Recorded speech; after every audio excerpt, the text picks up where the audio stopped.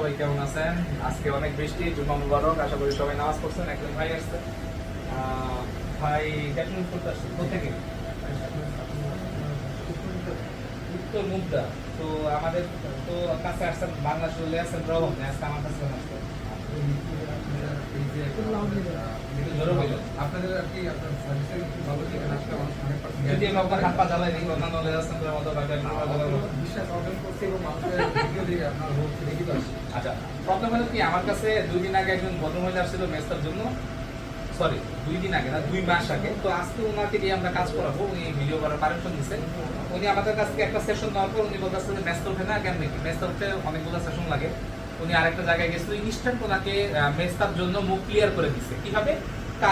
করে chemical clean করে। তো কেমিক্যাল ক্লিন করলে কি ওই যে ময়লাটা উঠে যায়।